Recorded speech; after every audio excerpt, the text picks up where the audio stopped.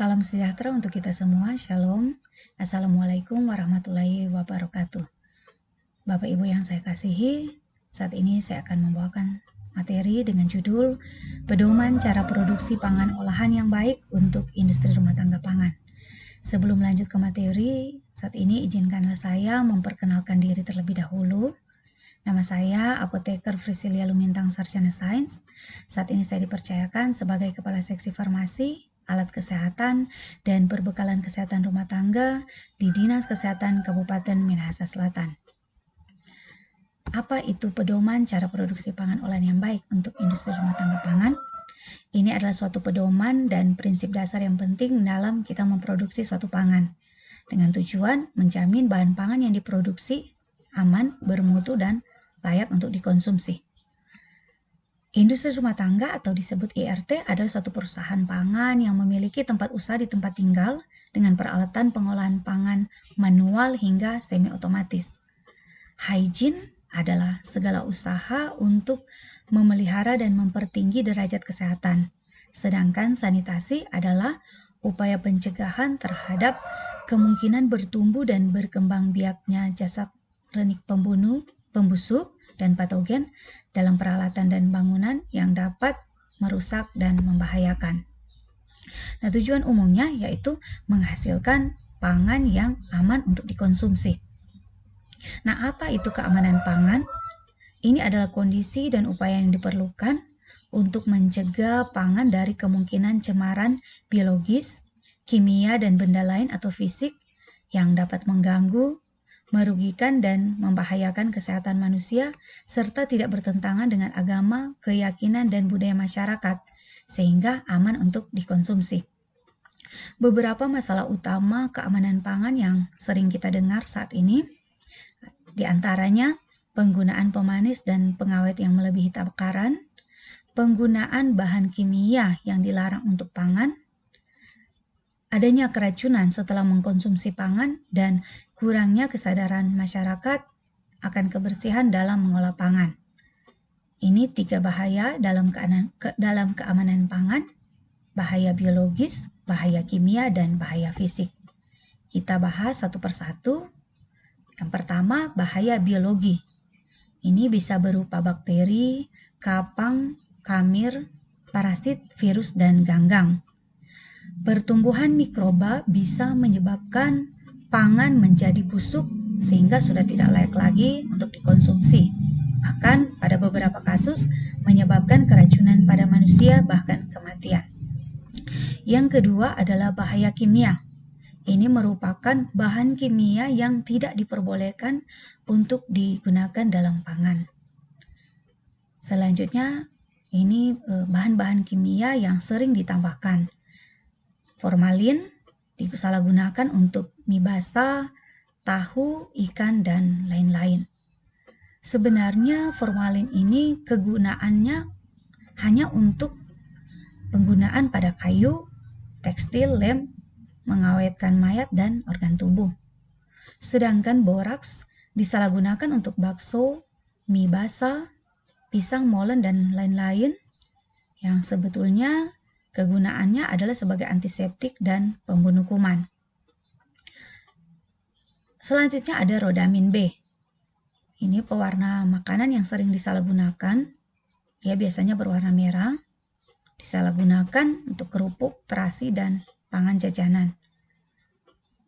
Selanjutnya ada methyl yellow berwarna kuning, disalahgunakan untuk kerupuk, mie, dan pangan jajanan. Kegunaan sebetulnya rodamin B ataupun methyl yellow dia adalah pewarna sintetis pada industri tekstil. Selanjutnya yang ketiga adalah bahaya fisik. Ini adalah benda-benda yang tidak boleh ada dalam pangan seperti rambut, kuku, staples, serangga mati, batu atau kerikil, pecahan gelas, kaca, logam, dan lain-lain. Apabila benda-benda ini masuk tertelan bisa menyebabkan luka, melukai, menutupi jalan nafas, dan pencernaan.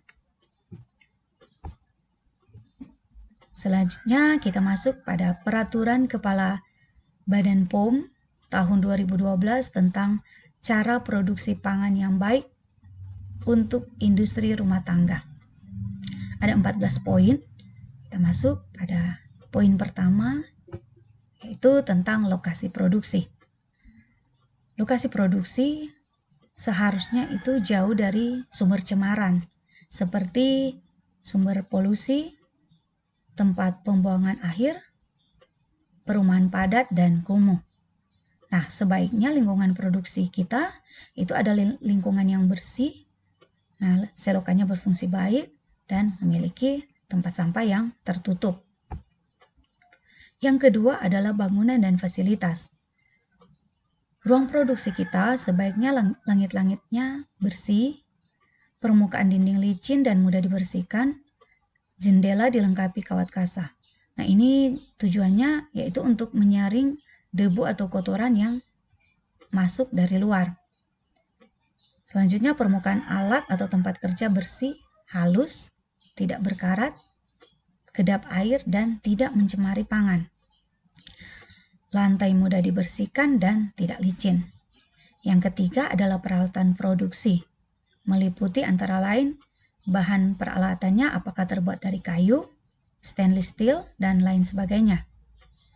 Kondisi permukaan yang kontak langsung dengan pangan. Nah, apakah kayunya sudah membusuk atau stainless steelnya sudah rusak, berkarat? Nah, itu sudah tidak boleh digunakan lagi ya Bapak Ibu, itu harus segera diganti. Yang ketiga adalah tata letak sesuai urutan proses. Usahakan kita mempunyai urutan, mulai dari bahan baku, tempat produksi, sampai dengan bahan jadi, pangan yang sudah jadi, agar tidak terkontaminasi silang. Yang keempat, pemeliharaan agar berfungsi dengan baik. Yang keempat adalah suplai air. Nah, Bapak Ibu, air yang kita gunakan selama proses produksi tentunya harus cukup dan memenuhi persyaratan kualitas air bersih dan atau air minum. Yang perlu diperhatikan adalah jumlah air sesuai kebutuhan, ada penandaan penampung apakah ini air untuk mencuci peralatan, air yang akan ditambahkan dalam proses produksi, harus ada penandaan. Selanjutnya, memenuhi persyaratan air. Contohnya, airnya adalah bersih, tidak keruh, tidak berbau. Yang kelima adalah fasilitas dan kegiatan hygiene dan sanitasi. Nah, kegiatan ini diperlukan untuk menjamin agar bangunan, peralatan, dan karyawan selalu dalam keadaan bersih. Meliputi alat cuci dan pembersih. Nah, kita harus perhatikan bahwa semuanya harus ditempatkan terpisah dari penyimpanan bahan pangan dan produk jadi. Kedua, fasilitas hygiene karyawan. Dan yang ketiga, kegiatan hygiene dan sanitasi. Yang keenam, kesehatan dan hygiene karyawan. Ini kegunaannya untuk menjamin bahwa karyawan yang kontak langsung maupun yang tidak kontak langsung dengan pangan tidak menjadi sumber pencemaran. Meliputi kesehatan karyawan, kebersihan, dan kebiasaan karyawan selama di ruang produksi. Pada gambar yang di sebelah kiri, ini adalah kegiatan hygiene sanitasi karyawan. Sebelum dan sesudah mengolah pangan, usahakan seharusnya harus mencuci tangan dengan sabun dan air mengalir. Begitu juga ketika akan ke toilet ataupun sesudah dari toilet, kita harus mencuci tangan menggunakan sabun pada air yang mengalir. Gambar di sebelah kanan menunjukkan perilaku karyawan yang baik. Karyawan ini menggunakan pakaian kerja lengkap, mulai dari penutup kepala, menggunakan masker, dan sarung tangan. Harus juga diperhatikan penggunaan alat kerja yang baik. Contohnya masker, dia harus sepenuhnya menutupi hidung, mulut, dan bawah dagu. Nah, ini adalah kebiasaan-kebiasaan buruk, kebiasaan yang sangat dilarang selama proses produksi. Di antaranya bercerita, tertawa, batuk bersin, makan dan minum selama proses produksi, ataupun merokok. Poin yang ketujuh adalah pemeliharaan dan program hygiene dan sanitasi. Meliputi program pemeliharaan dan pembersihan, program hygiene dan sanitasi, program pengendalian dan pemberantasan hama, apakah serangga, tikus, dan yang terakhir penanganan sampah. Yang kedelapan adalah penyimpanan. Penyimpanan bahan yang digunakan dalam proses produksi, dimulai dari bahan baku, penyimpanan bahan baku, bahan tambahan pangan, dan produk akhir dilakukan dengan baik sehingga tidak mengakibatkan penurunan mutu dan keamanan pangan. Termasuk juga penyimpanan bahan berbahaya, wadah dan pengemas, label, dan peralatan produksi. Diperhatikan dalam penyimpanan harus ditempatkan secara terpisah. Misalnya antara bahan baku, pangan yang sudah jadi, alat-alat yang digunakan untuk program kebersihan, hygiene sanitasi, apakah itu sabun, deterjen, itu harus digunakan disimpan dalam tempat yang terpisah. Tempat penyimpanan juga harus bersih, rapi, tidak menyentuh lantai, kita gunakan palet atau kita pakai rak, dan tidak menyentuh dinding. Untuk penyimpanan, kita perhatikan prinsip FIFO, artinya first in, first out. Barang yang masuk duluan, dia harus keluar terlebih dahulu.